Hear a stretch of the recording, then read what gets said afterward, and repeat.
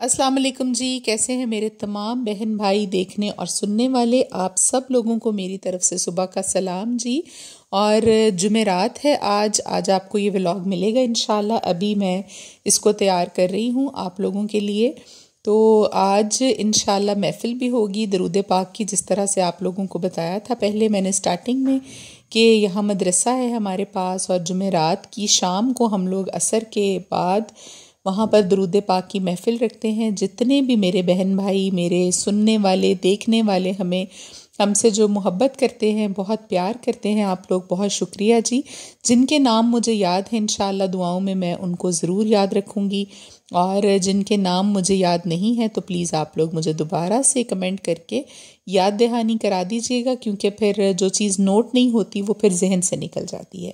تو آج کا ولاگ جی بہت ہی مزے کا ہونے والا ہے۔ اوپر ہم لوگوں نے ایک نیا پورشن سٹارٹ کیا ہے اپنے 3rd فلور پر، جو کہ سٹور روم کے طور پر ہم 2 کمرے بنا رہے ہیں۔ وہاں پر گھر کا جتنا بھی ہمارا ضروری سامان تو سارا ضروری ہوتا ہے، لیکن جو تھوڑا سا ایکسٹرا ہے اس کو ہم اوپر شفٹ کر دیں گے، تاکہ نیچے کے ہمارے جو 2 پورشنز ہیں وہ ہم ایزیلی اس کو مینج کر سکیں اور وہاں پر رہ سکیں۔ تو اس کے لیے جی کام ہمارا ماشاءاللہ سے ہو گیا ہے سٹارٹ۔ جس طرح سے ہوتا رہے گا ساتھ ساتھ آپ لوگوں کو میں دکھاتی رہوں گی۔ اسی کے ساتھ ساتھ آج کے ولاگ میں آپ لوگوں کو بتاؤں گی جی ایسے کلمات، بلکہ ایک ایسا چھوٹا سا کلمہ جو کہ نبی صلی اللہ علیہ وآلہ وسلم نے فرمایا کہ جنت کے خزانوں میں سے ایک خزانہ ہے، اور جو شخص اس کا ورد اپنے لیے لازم و ملزوم کر لے گا، اپنی زندگی کا حصہ بنا لے گا، لا تعداد آپ اس کو پڑھیں گے، جتنا آپ سے پڑھا جائے ہر وقت، تو آپ ہر طرح کی محتاجی سے انشاءاللہ محفوظ رہیں گے۔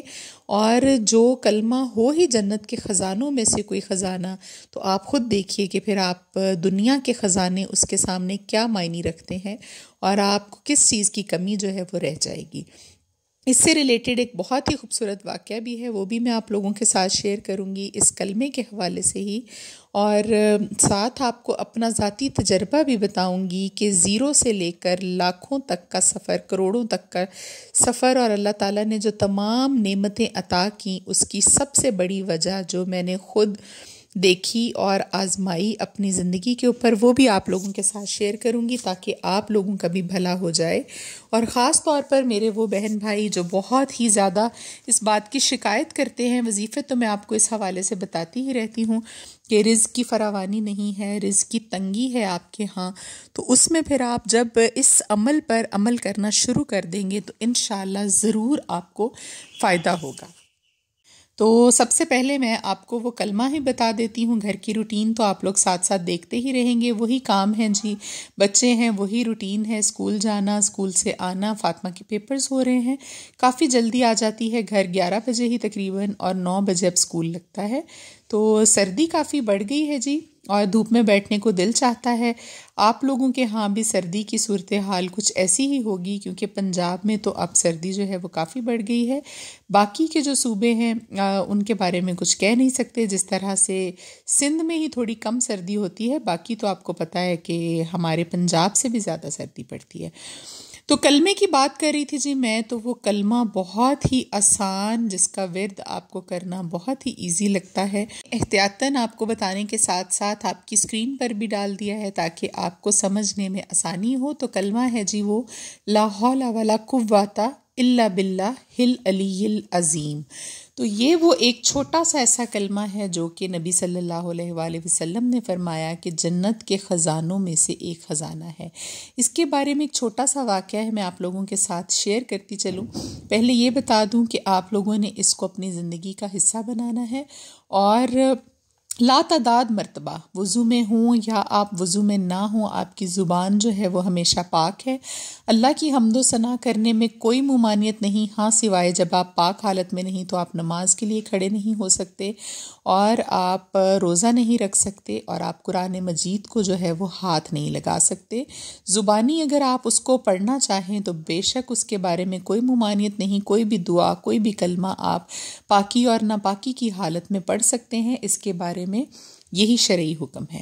تو یہ ہو گیا جی۔ اس کے بعد آپ کو بتاؤں واقعہ، تو ایک اسکالر ہیں اسلامک، انہوں نے اپنے والد کے بارے میں یہ واقعہ سنایا کہ ہم لوگ 8-9 بہن بھائی تھے، بلکہ 9 بتایا، اور ہمارے والد صاحب جو ہیں وہ کوئی بھی کام نہیں کرتے تھے، لیکن اس کے باوجود انہوں نے ہمیں بہت بہترین طریقے سے پالا، ہماری پرورش کی، ہماری شادیاں کی، ہمیں پڑھایا لکھایا، اور کبھی بھی ہمارے گھر میں رزق کی تنگی ہم نے نہیں دیکھی۔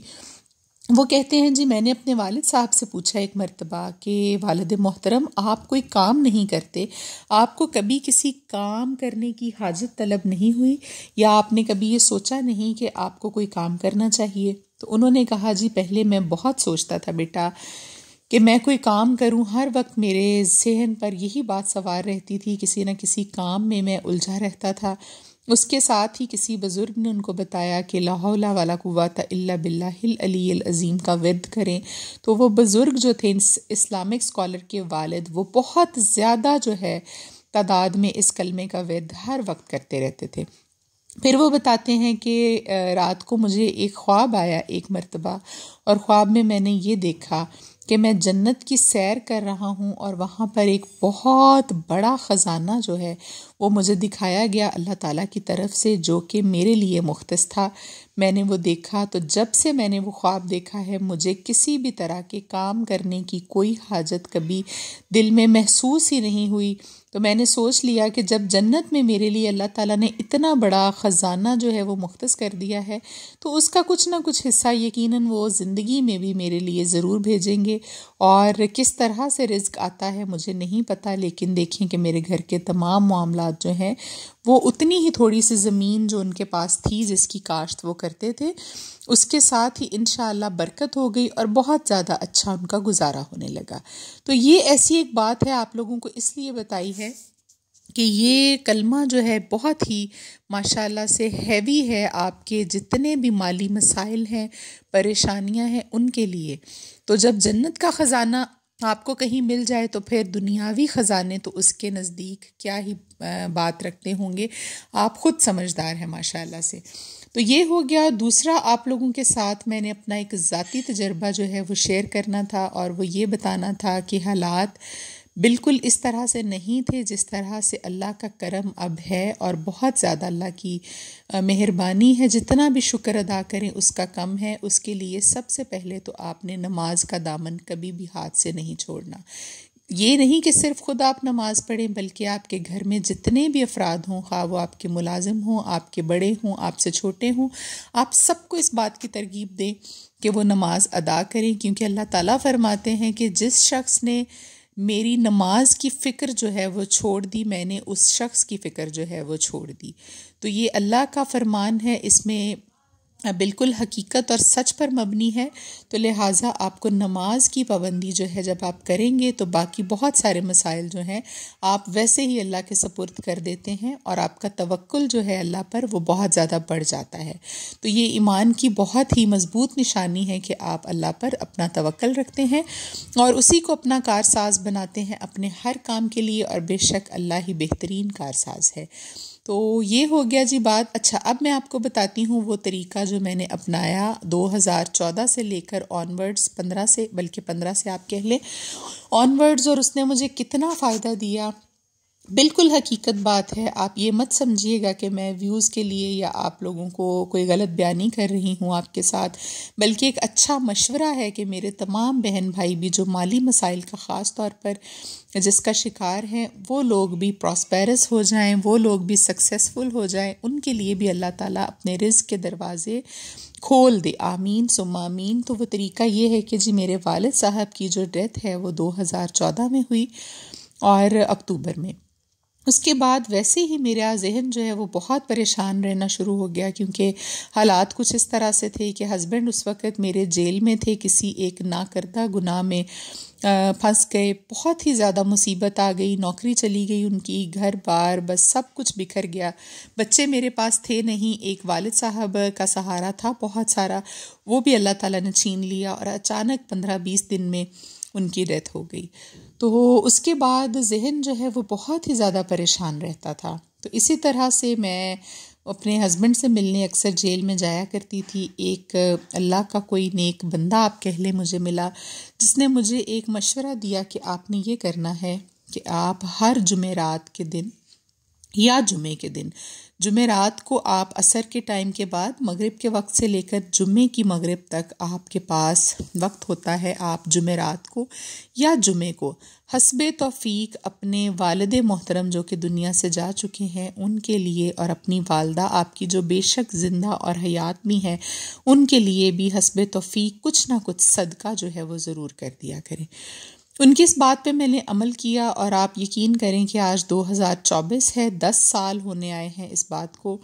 تو میں نے کبھی اس بات کو بھلایا نہیں، اور ہر جمعرات کو اور جمعے کو، بلکہ اگر آپ کو اللہ توفیق دیتے ہیں تو 100 اور 50 روپے کا کیا آپ دیکھیں آج کل کے زمانے میں بنتا ہے، آپ دونوں دن بھی دے سکتے ہیں. اور خاص طور پر کسی ایک بھوکے کو آپ ایک وقت کا کھانا جو ہے اچھی طرح سے ان دونوں دنوں میں سے جس بھی دن میں آپ کو ایزی لگے، آپ ان کی روح پر اصال ثواب کے لیے ان کے نام پر آپ کسی بھوکے کو کھانا کھلا دیں، اور حسب توفیق 100 یا 50 روپے آپ کسی کو بھی جو ہے وہ دے سکتے ہیں. اب ایسے بہن بھائی جو کہ باہر رہتے ہیں، باہر کے ممالک میں، مجھے بہت ساری بہنوں کے کمنٹس آئے یہاں صدقہ لینے والا کوئی نہیں ہوتا، ہم کس کو صدقہ خیرات کریں. تو اس کے لیے آپ ایسا کریں کہ ایک باکس بنا کر رکھ لیں، اس میں حسب توفیق وہاں کی کرنسی جتنی بھی 1 روپیہ 2 روپے 10 روپے 5 روپے آپ ڈالنا چاہیں ڈالیں.